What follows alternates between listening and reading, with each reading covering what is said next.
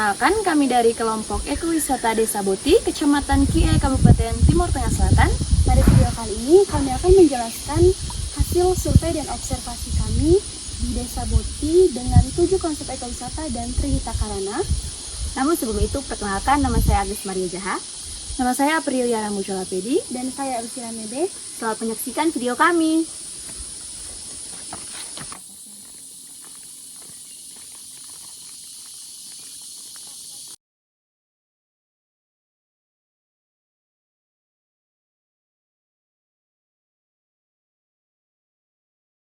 Di jantung Pulau Timor, Nusa Tenggara Timur, waktu seolah berhenti berputar.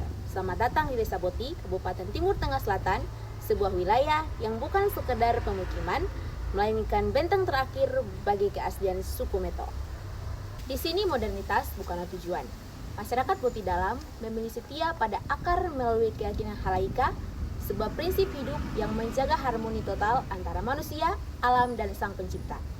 Di bawah kepemimpinan sang usip atau raja, mereka hidup tanpa listrik, tanpa teknologi, namun penuh dengan ketenangan. Kehidupan di Desa Boti adalah cerminan kemandirian. Kaum wanita memintal benang dan menggunakan pewarna alam untuk kain mereka.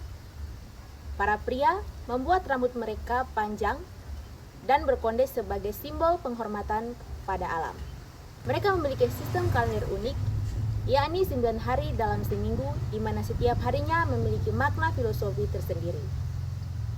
Arsitektur mereka umi kebubu, didesain bulat untuk melawan dinginnya pegunungan. Dalam hal pangan, mereka mempraktikkan pertanian organik, hanya mengambil apa yang dibutuhkan dari bumi tanpa merusaknya. Kini, Boti berdiri sebagai jembatan ekowisata, bukan untuk dieksploitasi, melainkan untuk kita renungkan kembali. Di tengah derasnya arus digital, mampukah kita tetap menjaga keseimbangan hidup seperti mereka? Desa Boti adalah cerminan bagi kita semua tentang cara menghargai bumi dan menghormati leluhur. Baik, di sini kita akan masuk di dalam 7 prinsip ekowisata yang diterapkan di Desa Boti. Yang pertama, meminimalkan dampak negatif atau low impact. Mereka membatasi pengaruh luar dengan menolak listrik dan gadget untuk menjaga interaksi sosial asli serta meminimalkan jejak karbon. Selain itu, mereka menggunakan bahan organik untuk peralatan rumah tangga guna menghindari limbah plastik. Yang kedua, mendukung upaya konservasi, yaitu dilakukan melalui penetapan hutan larangan, di mana dilarang menebang pohon atau berburu untuk menjaga sumber mata air. Mereka juga melestarikan benih lokal dan tanaman obat sebagai apotik alami. Yang ketiga, membangun kesadaran lingkungan dan budaya. Edukasi dilakukan melalui tradisi seperti proses menenun yang memakan waktu lama untuk mengajarkan kesabaran dan apresiasi terhadap alam.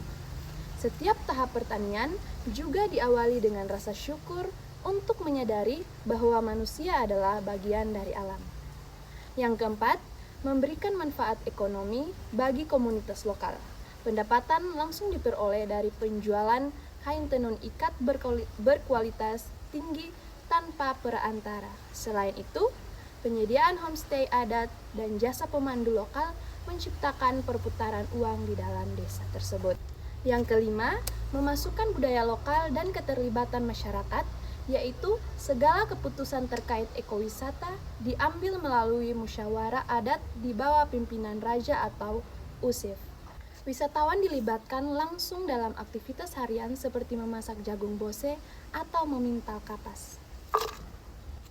Baik, yang berikut adalah pengalaman positif atau wisatawan dan tuan rumah, yang dimana wisatawan mendapatkan ketenangan jiwa atau yang bisa disebut inner peace melalui hidup tanpa internet, interaksi, jujur sebagai tamu raja, dan pengalaman budaya otentik atau yang bukan komersial.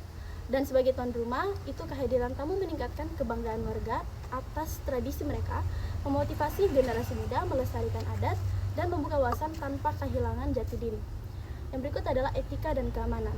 Keamanan dijamin melalui lapor diri kepada Raja Usif dan tradisi makan bersama yang menciptakan ikatan kekeluargaan. Yang berikut adalah aksesibilitas dan infrastruktur yang berkelanjutan. Adapun akses terbatas, di mana infrastruktur mencegah ledakan turis atau mass tourism dan menjaga ketenangan desa.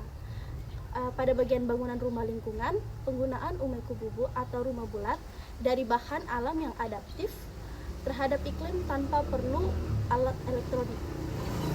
Yang berikut adalah manajemen sumber daya, yaitu sanitasi berbasis material alam dan pengelolaan mata air secara komunal tanpa pompa listrik untuk menjaga debit air. Untuk zonasi adat atau pembagian wilayah yang tegas antara area publik, yaitu area tamu, area sakral, yaitu area ritual, dan area privat seperti hanya diakses oleh warga.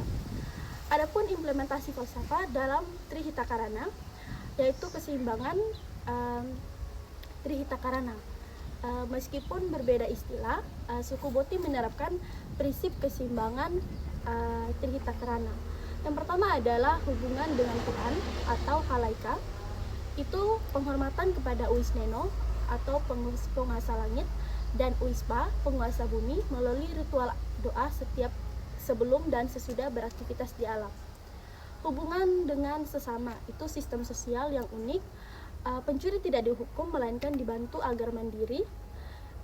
Hidup dilandaskan gotong royong dan kepatuhan kepada raja. Yang berikut adalah hubungan dengan alam, di mana larangan merusak hutan adat, kewajiban menanam kembali pohon yang ditebang, dan konsistensi pada pertanian organik tanpa kimia.